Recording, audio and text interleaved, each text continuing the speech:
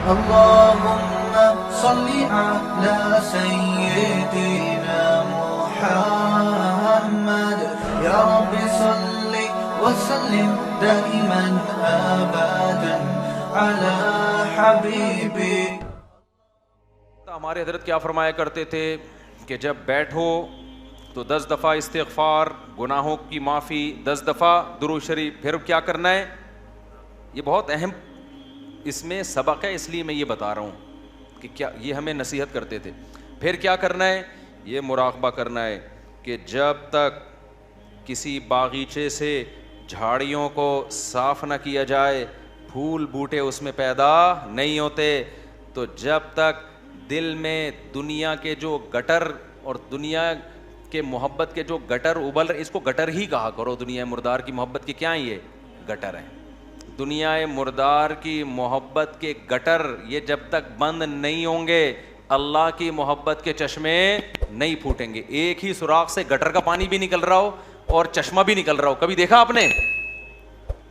بولو نا کیا ہو گیا بھائی؟ جس سوراخ سے چشمے نکلتے ہیں ان سے گٹر کے پانی نہیں نکلتے. اور جن سوراخوں سے کراچی میں تو الحمدللہ یہ مثال سمجھانے کی ضرورت ہی نہیں ہے، ہر سوراخ سے گٹر کا پانی نکل رہا ہے. تو کبھی آپ نے دیکھا چشمے ابلتے ہوئے کراچی میں؟ تو جس دل میں دنیائے مردار کے گٹر کا پانی ابلتا ہو، اس دل میں اللہ کی محبت کے چشمے نہیں پھوٹ سکتے.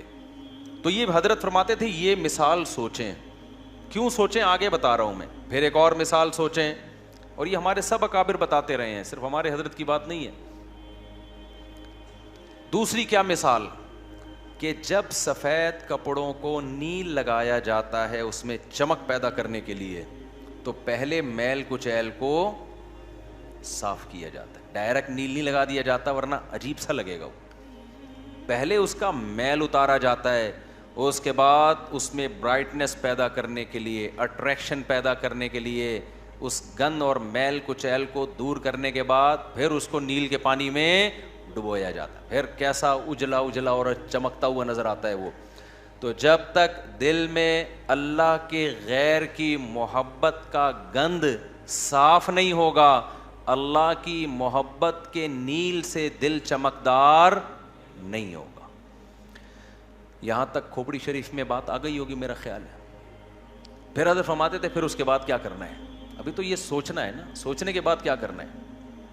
پھر اس کے بعد قبلہ رخ بیٹھ کے لا الہ الا اللہ کی ضرب لگانی ہے. آپ لوگ یہ کام نہ شروع کر دیں، وجہ میں بتاؤں گا آخر میں.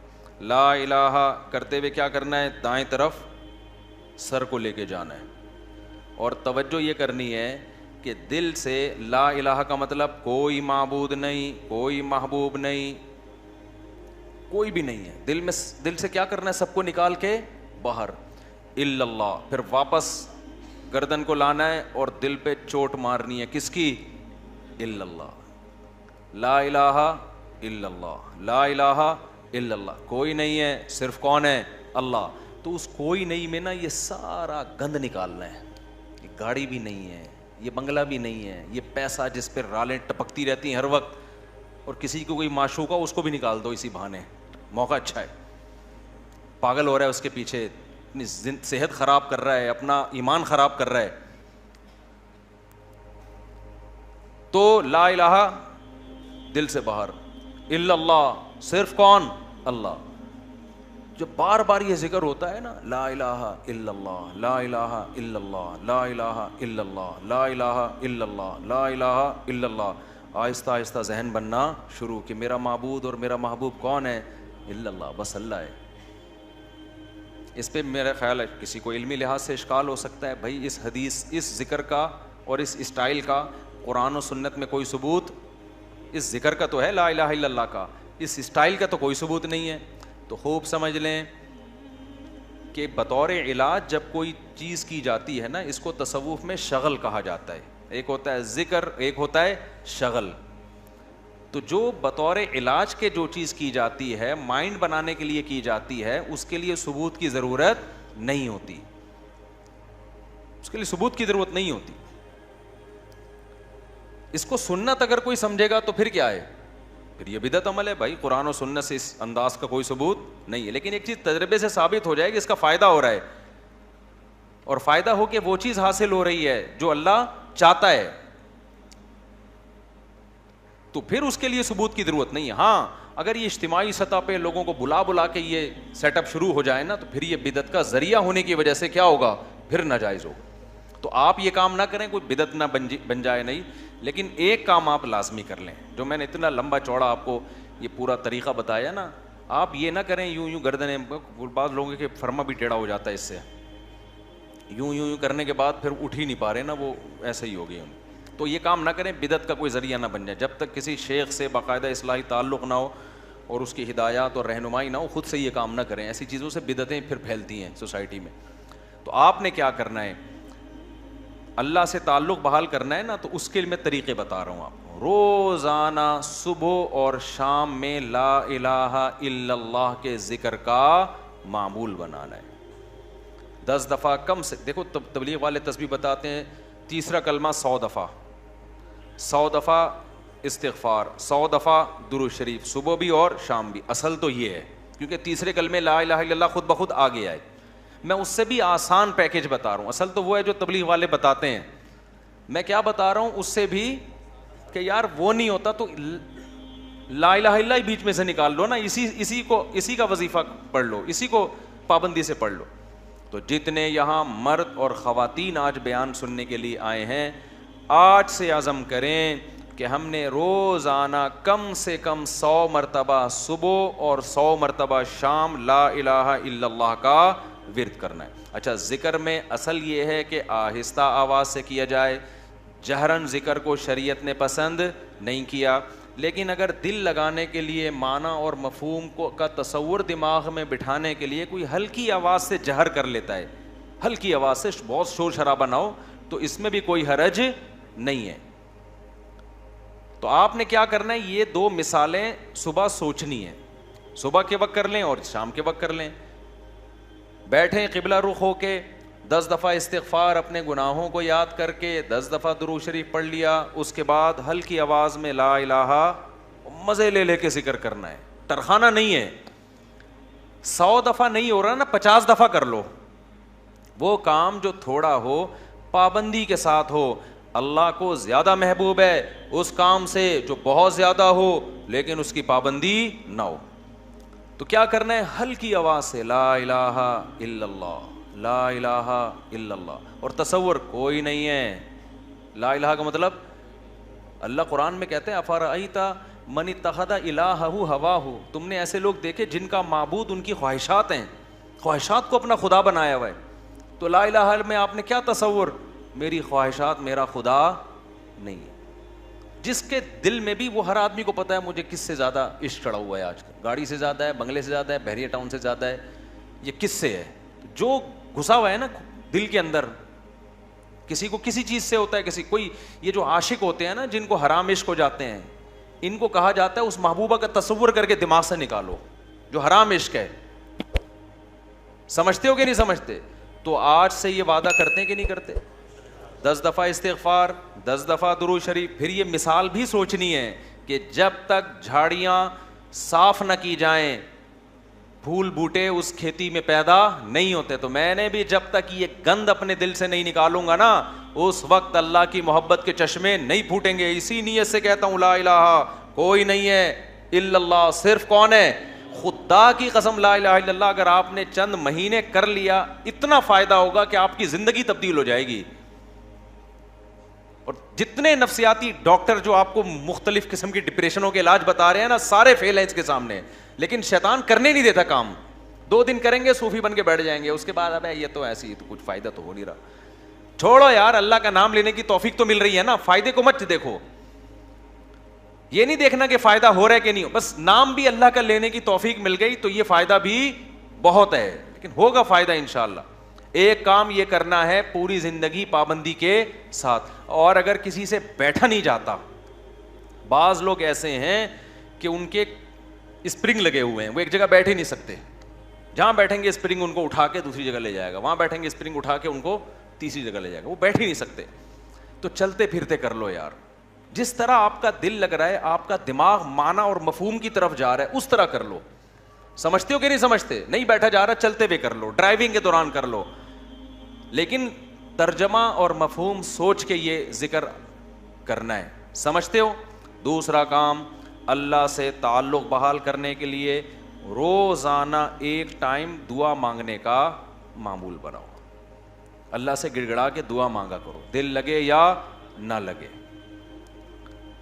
باتیں کرنا سیکھو. لوگ کہتے ہیں ہمارے پاس الفاظ ہی نہیں ہوتے دعا کے, آ جائیں گے آہستہ آہستہ, جب کرتے رہو گے نا الفاظ بھی اللہ سکھا دے گا. آدم علیہ السلام نے جب توبہ کی ہے, قرآن سے پتہ چلتا ہے ان کے پاس الفاظ نہیں تھے کہ اللہ سے کیسے توبہ کروں میں, پریشان تھے, توبہ کے الفاظ نہیں تھے. قرآن کہتا ہے فَتَلَقَّىٰ آدَمُ مِن رَبِّهِ, رب نے آدم کو سکھائے الفاظ کہ یہ الفاظ سے دعا مانگو. تو جب آپ اللہ کے سامنے گڑ گڑاؤ گے تو انشاءاللہ اللہ آپ کو الفاظ بھی سکھاتا رہے گا. دعا ہی میں ایک اور کام کرو, ایک کتاب آتی ہے مناجات مقبولہ. کیا نام ہے کتاب کا؟ مولانا اشرف علی تھانوی رحمہ اللہ تعالیٰ نے قرآن اور سنت میں صحیح احادیث میں جتنی دعائیں ہیں ان تمام دعاؤں کو ایک چھوٹے سے کتابچے میں جمع کر لیا ہے. یہاں تک بات کلیئر ہو گئی؟ پھر کیا کیا ہے؟ اب ساری دعائیں روزانہ مانگنا تو بڑا مشکل ہے, تو بہت ساری دعائیں ہیں, تو انہوں نے ان ساری دعاؤں کو 7 حصوں میں ہفتے کے 7 دنوں میں ڈیوائڈ کر دیا ہے. اس سے وہ پڑھنا کیا ہو گئی ہیں؟ آسان. پھر لکھ دیا ہے ہفتے کی دعائیں, اتوار کی دعائیں, پیر کی دعائیں, منگل کی دعائیں, بدھ کی دعائیں, جمعرات کی دعائیں, جمعے کی دعائیں. تو جہاں جمعے کی دعا اسٹاپ ہو رہی ہے وہیں اسٹاپ کر دو, کیونکہ اب جو مناجات مقبولہ مل رہی ہے اس میں پھر لوگوں نے اپنی غریبیاں بھی بہت آگے لگا دی ہیں. تو آپ نے یہاں, میرا خیال ہے میں نے ساتھیوں سے کہا تھا رکھوائیں مناجات مقبولہ. یہ کوئی بزنس نہیں ہے, پتہ چلا مفتی صاحب منجن بیچ رہے ہیں اپنی کتابیں بیچ کے, بغیر پروفٹ کے. یہاں میرا خیال ہے مل جائیں گے. ہے تو میں نے بولا تھا سب کے لیے لے کر آؤ, بس یہ تو اللہ ان سب کو ہدایت دے. کل سے میں چیخ رہا ہوں کہ لوگ زیادہ ہوں گے, مناجات مقبولہ بہت زیادہ تعداد میں ہونی چاہیے تاکہ سب لوگ خریدیں. جی چلیں, آپ یہاں 150 ہوں گے اعتکاف والوں کے لیے, لیکن کسی کو فری پھوکڑ میں نہیں دینا ہے. فری والا کام ہمیشہ اس کا کوئی فائدہ نہیں ہوتا, پیسے خرچ کر کے لینی ہے, کوئی پروفٹ نہیں ہے. تو باقی لوگ بنوری ٹاؤن سے بھی ملتی ہے, ہر جگہ سے مل جاتی ہے, ٹھیک ہے نا. وہ کتاب خواتین بھی رکھیں, مرد حضرات بھی گھر میں رکھیں. اس سے فائدہ کیا ہوگا؟ ویسے الگ سے بھی دعا ہاتھ اٹھا کے اخپل طریقے سے مانگیں, رٹے رٹائے الفاظ نہ ہو, آپ کے اپنے الفاظ ہوں. اور دوسرا, اس دعا کو بھی روزانہ پڑھنے کا معمول بنائیں. اس سے فائدہ کیا ہوگا؟ اس میں قرآن و سنت کی جتنی دعائیں, پیغمبروں کی دعائیں ہیں, اللہ نے جو دعائیں ہمیں خود سکھائی ہیں, وہ ساری ایک ہفتے میں آپ مانگ لو گے. تو یہ کوئی کم فضیلت ہے؟ بہت بڑی فضیلت ہے. اور پھر ایک اور خاندانی فائدہ ہوگا, جب آپ وہ پابندی سے پڑھنے کا معمول بناؤ گے نا, تو 6-7 مہینے, سال کے بعد جا کے وہ ساری دعائیں آپ کو یاد ہونا شروع ہو جائیں. ایک وقت آئے گا آپ کے سینے میں دعاؤں کا بہت بڑا ذخیرہ ہوگا. تو معمول بناؤ گے کہ نہیں بناؤ گے؟ مناجات مقبولہ خریدیں. اس کا یہ مطلب نہیں کہ الگ سے دعائیں نہیں, وہ الگ سے مانگنی ہے. کتنے کام ہو گئے؟ 3 کام. چوتھا کام دعا, وہ تو میں پہلے بتا چکا ہوں, یہ تیسرے کام میں آ گیا. چوتھا کام آپ نے کیا کرنا ہے؟ روزانہ کم سے کم 1 پارے کی تلاوت کرنی ہے. موبائل سے جان چھوٹے گی نا, لوگ کہتے ہیں پھر بھائی سارا دن موبائل میں لگے رہتے ہیں, تو موبائل نہیں ہو تو کیا کریں؟ تو یہ کام کریں گے تو پھر تھوڑا بہت موبائل کے لیے وقت بھی آپ کو مل جائے گا. تو پہلے اپنے آپ کو اچھے کام میں بزی تو کریں نا. تو کیا کرنا ہے؟ روزانہ 1 پارہ قرآن کی تلاوت. اگر آپ اٹک کے پڑھتے ہیں, 1 پارہ پڑھنا بہت مشکل ہے, تو ٹائم کر لیں آپ کہ میں روزانہ آدھا گھنٹہ قرآن مجید کی تلاوت کروں گا. یہ بھی مشکل لگ رہا ہے تو زیادہ فنٹر بننے کی ضرورت نہیں ہے, آپ کہیں 25 منٹ کروں گا. یہ بھی مشکل لگ رہا ہے تو کوئی بات نہیں, 20 منٹ پہ لے آئیں. یہ بھی مشکل لگ رہا ہے 15 منٹ پہ لے آئیں. یہ بھی مشکل لگ رہا ہے آپ بولیں صرف 10 منٹ میں تلاوت کروں گا. کوئی ٹینشن کی زیادہ کے چکر میں نہ پڑیں. شیطان کیا کہتا ہے, تو بہت نیک آدمی, یہ 10 منٹ سے کیا ہوتا ہے, سارا مسئلہ یہاں سے خراب ہوتا ہے. آپ 10 منٹ بیٹھ جاؤ قرآن لے کے, وہ 10 منٹ جو پابندی کے ساتھ ہو اس 2-3 گھنٹے کی تلاوت سے بہتر ہے جس میں 2 دن بہت بڑا ولی اللہ بنا ہوا ہے, اس کے بعد مارکیٹ سے شارٹ ہو گیا. آئی بات سمجھ میں؟ تو روزانہ کیا کرنا ہے؟ تلاوت کا معمول بنانا ہے. کتنے کام ہو گئے؟ 4. 5واں کام کیا کرنا ہے آپ نے؟ دیکھو قرآن میں تہجد کی اتنی زیادہ فضیلت اللہ نے بیان کی ہے نا کہ ایسا لگتا ہے کہ جو جنت میں جائیں گے وہ تہجد تو پڑھتے ہی ہوں گے لازمی. یعنی قرآن سے ایسا لگتا ہے, کہیں بھی ایسا نہیں ہے کہ جنتیوں کی صفت بیان کی اور تہجد کا اس میں تذکرہ نہ ہو. تو ہمت کر کے نا رات کو 2 سے 4 رکعتیں کم از کم پڑھنے کا معمول بنا لو. اور اس 4 اور جو دعا کرو گے نا وہ اسی 4 رکعتوں کے بعد, وہ جو ایک معمول میں نے بتایا نا دعا کا, کیونکہ سب سے زیادہ قبولیت کا وقت کون سا ہے؟ رات کا آخری. تو ہماری خواتین کو بھی ان چیزوں کا اہتمام کرنا چاہیے اور ہمارے مردوں کو بھی. آپ دیکھنا انشاءاللہ زندگی میں آہستہ آہستہ زبردست تبدیلی آنا شروع ہوگی, سکون آنا شروع ہوگا گھروں میں, اطمینان. ایک دم سے نہیں ہو جاتا سب کچھ, تھوڑا سا اللہ سے کنیکشن بحال ہونا شروع ہوگا. اور یہ تو ہے, یعنی یہ فرائض واجبات کے بعد کی بات کر رہا ہوں. اور دوسرا جو اللہ کے مخلوق کے حقوق ہیں ان میں سب سے بڑا حق یہ ہے کہ مخلوق پہ پیسہ خرچ کیا جائے. انگریزوں والے اخلاق سے کچھ بھی حاصل نہیں ہوتا, لوگ تعریفیں کر دیتے ہیں بہت اچھے. گورا کیا کرتا ہے؟ مسکراتا بہت ہے, وہ کبھی غصہ نہیں آئے گا اس کے, اچھی بات ہے, یہ کوئی بری چیز نہیں ہے. روکھڑا نہیں نکلتا اس کی جیب سے. بات آ رہی ہے سمجھ میں؟ ابے بھائی بس یہ کہہ کے بیان ختم کر رہا ہوں. گورا پتہ ہے کیا ہے؟ بہت اچھا ہے. کیوں؟ جب آپ سے ملے گا نائس ٹو میٹ یو, آپ سے مل کے مجھے خوشی ہوئی. جب بات کریں گے مسکرا کے, اچھی بات ہے, حدیث میں آتا ہے مسکرا کے بات کرنا صدقہ ہے.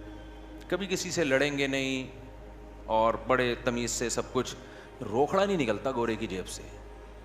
آپ جو دیکھ رہے ہیں بل گیٹس وغیرہ بہت زیادہ پیسہ ان کے پاس ہے, تو یہ جو کر رہے ہوتے ہیں نا یہ ان کے چونی اٹھنی ہوتی ہے, سمجھتے ہو؟ یہ جو اتنا خود ٹرسٹ میں دے رہے ہوتے ہیں یہ ان کی چونیاں اٹھنیاں ہیں. تو اٹھنی نئی جنریشن کو تو اٹھنی کا مطلب ہی نہیں پتا کیا ہوتی ہے. نئی جنریشن جو ہے نا کچھ دنوں میں کہے گی کہ ہمارے ابا نا, ابے تو غریب آدمی, صرف 5,000 کا نوٹ تجھے جیب خرچی میں ملتا ہے, تجھے شرم نہیں آتی؟ یہ 5,000 کی یہ ویلیو ہونے والی ہے ابھی تھوڑے دنوں میں. تو خیر اللہ تعالیٰ نے ہمیں حکم دیا ہے وفی اموالہم حق للسائل والمحروم, ان کے مالوں میں جو ضرورت مند لوگ ہیں ان کا حق ہے. ایسے صدقات و خیرات کیا کرو جیسے گورا ٹائم پہ ٹیکس دیتا ہے. ان کے یہاں ٹیکس کی بڑی ویلیو ہے, اچھا شہری ہے, ٹیکس میں ڈنڈی نہیں مارتا. ہم ٹیکس بھی دیں گے لیکن ہم اپنے رشتہ داروں پہ, غریبوں پہ, ضرورت مندوں پہ ایسے تجوریوں کا منہ کھولیں گے کہ گویا یہ اللہ کی طرف سے ہم پہ ٹیکس ہے. کنجوسی ختم کرو معاشرے میں. زکوٰۃ دیتے ہوئے جان نکل رہی ہے, حالانکہ کتنی تھوڑی سی زکوٰۃ ہے یار, کتنی تھوڑی سی زکوٰۃ ہے. بیٹیوں کے نام ہو رہا ہے زیور تاکہ زکوٰۃ نہ دینی پڑے. خوشی خوشی دو یار, سال میں ایک دفعہ ایک اسلام کا رکن ادا کرنے کا موقع مل رہا ہے, اس سے بڑھا کے دیا کرو. 2.5% ہے, ہم 5% دیں گے جی. غریبی اللہ بھی تو ہمیں ضرورت سے زیادہ دے رہا ہے کہ نہیں دے رہا؟ جتنا اللہ کے ذمے ہمارا رزق ہے وہ تو 2 روٹی ہے, صبح اور ایک شام, اور بالکل فٹ فاٹ رہتا ہے. لیکن اللہ پراٹھے بھی کھلا رہا ہے. اللہ ہم تختوں پہ بھی سو سکتے ہیں لیکن اللہ نے سونے کے لیے ہمیں کیا دیے ہوئے ہیں؟ گدے دیے ہوئے ہیں.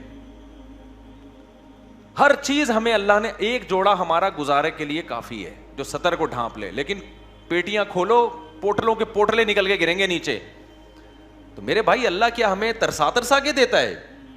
ہماری ضرورت سے کئی گنا زیادہ. تو جب اللہ ہم سے مانگتا ہے تو ہمیں بھی چاہیے اللہ کے لیے اپنے ہاتھ کو کھلا رکھیں. تو جتنے خواتین یہاں بیٹھی بیان سن رہی ہیں, جتنے مرد, ہر مہینے معمول بنائیں کچھ نہ کچھ اماؤنٹ پابندی سے صدقہ کریں گے, اور اپنے بچوں کو سکھائیں. یہ بچوں کو پتہ ہے آج کل کیا سکھایا جا رہا ہے؟ بیٹا پیسہ جو ہے نا اس پہ کبھی کمپرومائز نہیں کرنا. ہر وقت ان کے سامنے دولت کی باتیں, پیسے کی باتیں, دولت کی باتیں, پیسے کی باتیں, بزنس کی باتیں. لہذا جس بچے کو جاب نہ ملے وہ کھمبے سے لٹک کے مرتا ہے. پھر وہ بچے کو توکل کی باتیں کرو, بیٹا پیسہ ویسا کچھ نہیں ہوتا, ٹھیک ہے اللہ نے ہمیں بہت دیا لیکن یہ سب کچھ نہیں ہے, اصل عمل ہے. اصل کیا ہے؟ عمل ہے. قارون جب اپنے خزانوں کے ساتھ نکلا تو غریبوں نے کہا پیسہ ہی سب کچھ ہے. اہل علم نے کیا کہا؟ بھائی یہ کچھ بھی نہیں ہے, اصل عمل ہے. یہ اہل علم نے کہا نا, قرآن میں کئی بار بتا چکا. تو اپنے بچوں کو سکھاؤ بیٹا, پیسے کسی کی دولت دے کے رالے مت ٹپکانا. اصل کیا ہے؟ عمل ہے, صدقہ خیرات. یہ پیسے والا اگر صدقہ خیرات کرتا ہے تو بہت اچھا, نہیں کرتا تو بیٹا یہ پیسہ وبال جان ہے. تو بچپن سے ان کو عیدیاں دیا کرو, تو ان کو بولا کرو کہ کچھ صدقہ کرو اس میں سے. ہماری حضرت تو فرمایا کرتے تھے جب فقیر کو پیسہ دینا ہو نا, بچے کے ہاتھ سے دلواؤ کہ تم دے کر آؤ جا کے, تاکہ اس کو پیسہ دینے کی عادت پڑے. اپنے بچوں کے سامنے اپنی بہنوں پہ خرچ کیا کرو, اپنے رشتہ داروں پہ خرچ کیا کرو, تاکہ ان کو بھی بڑے ہو کر عادت پڑے کہ ہم نے بھی کیا کرنا ہے, اپنے بہن بھائیوں پہ خرچ کرنا ہے. ابا مر رہا ہوتا ہے, وصیت کر رہا ہوتا ہے میری بیٹیوں کا خیال کرنا, اگلا بول رہا تھا تو نے کون سا اپنی بہنوں کا خیال کیا کبھی زندگی میں؟ دادا یہی حسرتیں لے کے دنیا, ان کی بہنوں کی تو وراثتیں کھا کے بیٹھا ہوا ہے ابا ہمارا, پھپھیوں کی وراثتیں کھا کے, ہوتا ہے نا, ابا نے سارا وہ اسی سے تو چل رہا ہے. تو بھائی دل بڑا کرو گے تو اللہ بھی کیا کرے گا, ہاتھ اپنے بڑے. اور دل کنجوس کرو گے نا, ایسے بچا بچا کے گلک لا کے دیے ہوئے بچوں کو کہ گلک میں, میرے اللہ کا بڑا فضل ہے, جب میں بچپن میں گلک رکھتا تھا نا تو مجھ سے 2-4 دن تک چلا ہی نہیں جاتا تھا وہ. اس کے بعد لات مار کے توڑتا تھا, بھائی جا کلفی کھا, آئس کریم کھا. یار ہم جاتے تھے ٹافیاں کھا رہے ہوتے تھے اور پتہ نہیں کون سی چھالیاں اور سوف, ہم سے ہوا ہی نہیں یہ کام, اللہ نے بچایا ہمیں اس لعنت سے. اب گلک یار ایک ٹینشن ہے بھائی, مجھے کلفی کھانے کا بھی دل چل رہا ہے, دل چاہ رہا ہے, اور پیسے میں چمنی کس میں ڈال رہا ہوں, گلک میں. ٹینشن ہے یار, کھاؤ, کل کس نے دیکھی ہے. اسراف نہ کرواؤ کہ بھیک مانگ مانگ کے کھانا شروع کر دے لوگوں سے.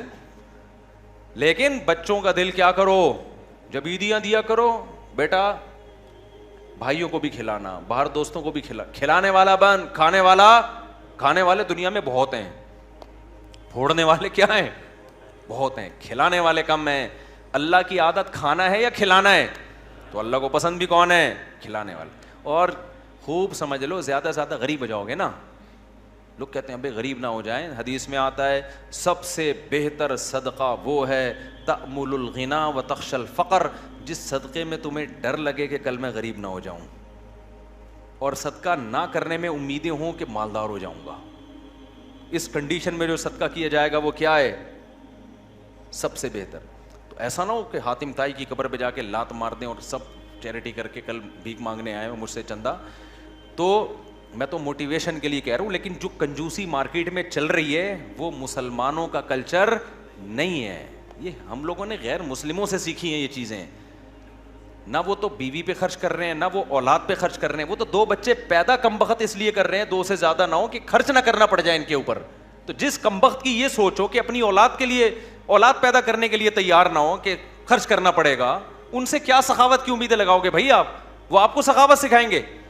خرچ کرنے کا سب سے بہترین محل تو ماں باپ اور اولاد ہیں, انہی کے لیے تو انسان کماتا ہے. کوئی بات نہیں, پیدا ہوں گے کھلائیں گے, کوئی بات نہیں.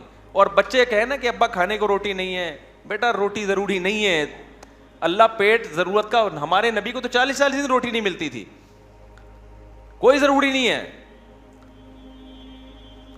جتنی ضروری ہے اتنی اللہ دے دیتا ہے, باقی اللہ زیادہ دے رہا ہے تو شکر ادا کرو, نہیں دے رہا تو کیا کرو. آج لوگ کہتے ہیں غربت کی وجہ سے نا لوگ ڈپریشن میں جا رہے ہیں, خودکشیاں ہو رہی ہیں. بھائی غربت کی وجہ سے نہیں, تربیت نہ ہونے کی وجہ سے ہو رہا ہے یہ. پہلے بھی غریب ہوتے تھے لیکن مائیں سکھاتی تھیں, باپ سکھاتے تھے, بیٹا آج روٹی ہے ٹھیک ہے, اور نہیں ہے تو کیا ہے, صبر کرو. میں ایک واقعہ سنا کے بس بیان کو سمیٹتا ہوں. ایک بزرگ کا واقعہ ہے کہ ان کے پاس نا ایک طالب علم پڑھا کرتا تھا. پہلے زمانے میں کیونکہ وسائل بہت کم ہوتے تھے دینی مدرسوں کے پاس, طلبہ بہت سے بھوک میں پڑھتے تھے. تو ایک طالب علم تھا, وہ اب کبھی مدرسے میں روٹی مل رہی ہے کبھی نہیں مل رہی. تو وہ بزرگ تھے, وہ بھی اسی کے ساتھ جب بھوکے رہتے, جب روٹی ہے تو ٹھیک ہے, بھوکے نہیں ہے تو کھا لیا, چلو جی روٹی ہے تو کھا لیا. امام ابو یوسف جو امام ابو حنیفہ کے شاگرد ہیں نا, پتہ نہیں کتنے سال انہوں نے صرف دہی اور سوکھی روٹی پہ گزارا کیا ہے, پھر جا کے علم حاصل کیا ہے. اگر اس طرح کے ان کو تربیت دی جاتی کہ کامیاب وہ ہے جو پراٹھے پھوڑ رہا ہے اور یہ کھا رہا ہے, تو وہ تو ابو یوسف تھوڑی بنتے. پھر وہ قاضی القضاء, اسلامی دنیا کے جو سب سے پہلے مسلمان جج تھے نا, سب سے بڑی آبادی پہ, وہ امام ابو حنیفہ کے شاگرد ابو یوسف رحمۃ اللہ علیہ تھے. وہ پیڑے کھا کے نہیں بنے ہیں, وہ سوکھی روٹیاں کھا کے. مولانا طارق جمیل صاحب کی آج لوگ عیش و عشرت دیکھتے ہیں, کئی مہینے ابلے ہوئے چاولوں پہ گزارا کیا ہے. تو وہ جو بزرگ تھے نا, ان کے شاگرد نے کیا کہا جب کھانا ہوتا نا تو وہ کھلا دیتے, جب کھانا نہیں ہوتا تو وہ بزرگ کہتے کہ بیٹا آج ہم اللہ کے مہمان ہیں, آج ہم کیا ہیں, آج اللہ کھلائے گا. مطلب ہے کہ کوئی کھانے کا انتظام اللہ کھلائے گا, کہ یہ مطلب ہوتا ہے کہ کوئی انتظام, بس اللہ تسلیاں دے گا, یعنی صبر کی توفیق دے. تو ویسے ہی ہوتا ہے. ایک دن وہ بیچارہ بیٹھا ہوا تو بزرگ اس نے پوچھا کہ کھانا ہے, انہوں نے کہا ہے. تو وہ طالب علم رونے لگا. یہ تربیت کی بات بتا رہا ہوں آپ کو, آج کل یہ تربیت نہیں ہے. بزرگ نے کہا بیٹا آج تو کھانا ہے, آج تم رو کیوں رہے ہو؟ انہوں نے کہا کہ استاد جی آپ جب یہ کہتے تھے نا آج ہم اللہ کے مہمان ہیں, اس میں جو لذت تھی وہ کھانا کھانے میں نہیں تھی, کیونکہ آج اللہ کے لیے جب صبر کرنا پڑتا ہے تو اس کا اپنا مزہ ہے نا. روزے میں بھی تو ہم بھوکے پیاسے رہتے ہیں, لیکن اس کا ایک لطف ہے. یہ کس کے لیے رہتے ہیں؟ یہ اللہ کے لیے رہتے ہیں. ویسے کوئی ہمیں بھوکا پیاسا ذرا رہ کے تو ڈاکٹر کہہ کے تھک گئے, کم کھاؤ کم کو مانتا ہے, خود ڈاکٹر نہیں مانتا اپنی بات. ادھر میں بیٹھا ہوا تھا, میں طلبا کو نا یہاں لڑکوں کو سمجھا رہا تھا, دیکھو بریانیاں شریانیاں نہیں پھوڑا کرو, ایکچولی ہماری ڈائٹ یہ ہونی. میں بہت زبردست کھانا آیا, میں نے بھی پھوڑ دی بیٹھ کے. مجھے خود یاد نہیں تھا کہ میں ابھی تھوڑی دیر پہلے نصیحتیں کیا کر رہا تھا, ابھی پرسوں کی بات ہے. تو یہ مجھے کہنے لگے آپ تو سمجھا رہے تھے یہ کھاؤ. میں نے کہا بے بھائی اس تقریر کو الگ رکھ, کھانے کے بعد دوبارہ ہم اس پہ ڈسکس کریں گے, ابھی بھوک لگ رہی ہے, پھوڑنے تھے. تو بھائی جو سمجھا رہا ہوتا ہے وہ بھی پھوڑتا ہے, ڈاکٹر خود پھوڑ رہے ہوتے ہیں. لیکن کیسے اللہ کے کہنے پر یار اللہ ہمیں توفیق دیتا ہے, پورا مہینہ کھانا پینا ایسا جام ہوتا ہے, ایک قطرہ حلق میں پانی کا نہیں اترتا. یہ خدا کے حکم کے بغیر ممکن نہیں ہے. تو اس کا اپنا ایک سکون ہے, ایک لذت ہے اس میں. ٹینشن تھوڑی اتنی انسان پال سکتا ہے, یہ اس میں ایک خاص لذت ہے کہ کس کے لیے یہ اللہ کے لیے ہے. تو یہ جو میں نے آپ کو معمولات بتائے ہیں, کوشش کریں گے نا اس پر عمل کرنے کی. صدقہ بھی کرنا ہے, خیرات بھی کرنا ہے, اور خواتین نے بھی خیرات کرنا ہے. نبی صلی اللہ علیہ وسلم نے خواتین کو الگ سے حکم دیا کہ تم صدقات و خیرات کی کرو اور اس آگ سے بچو جس سے بچنے کا اللہ نے حکم دیا. اب خواتین کہیں گی ہم کہاں سے صدقہ خیرات کا معمول بنائیں؟ بھائی آپ صدقہ خیرات کا ایسے معمول بنائیں کہ اگر کوئی پاکٹ منی شوہر کی طرف سے ملتی ہے اس کو تھوڑا بچا لیا کریں کہ بھائی اتنا میرا ہے, باقی کیا کرنا ہے. یا اگر کوئی سورس آف انکم ہے اس میں سے کچھ خاص کر لیں. یا یہ بھی نہیں ہے, کچھ بھی نہیں مل رہا, تو نبی صلی اللہ علیہ وسلم نے فرمایا جو عورت شوہر کے پیسے صدقہ کرے شوہر کی اجازت سے, اپنے پاس صدقے کے لیے کچھ بھی نہیں ہے, شوہر سے یہ کہے کہ میں نے فلاں کو صدقہ کرنا ہے, میرے پاس پیسے نہیں ہیں, آپ مجھے اتنے پیسے دے دو تاکہ مجھے صدقے کا ثواب مل جائے. شوہر انسان کا بچہ تھا, اتفاق سے اس نے بھی کچھ پیسے نکال کے بیگم کو دے دیے کہ چل بھائی تیرے پاس نہیں ہے تو میں تجھے دے دیتا ہوں. تو نبی نے فرمایا کہ شوہر کو بھی مکمل ثواب ملے گا صدقے کا, اور عورت کو بھی مکمل, حالانکہ پیسہ عورت کا خرچ نہیں ہو رہا ہے. سمجھتے ہو کہ نہیں سمجھتے ہو؟ تو اس لیے بھائی اس صدقات و خیرات کا معمول بناؤ, اس کی عادت ڈالو. یہ چند معمولات ہیں جو ہم نے پورے سال پابند. مفتی طارق مسعود صاحب کے بیانات سننے کے لیے youtube.com/مفتی طارق مسعود کو سبسکرائب کریں, اور اگر آپ لائیو ویڈیو کو کبھی بھی مس نہیں کرنا چاہتے ہیں تو سبسکرائب کرنے کے بعد بیل آئیکن پہ کلک کرنا مت بھولیں. جزاک اللہ.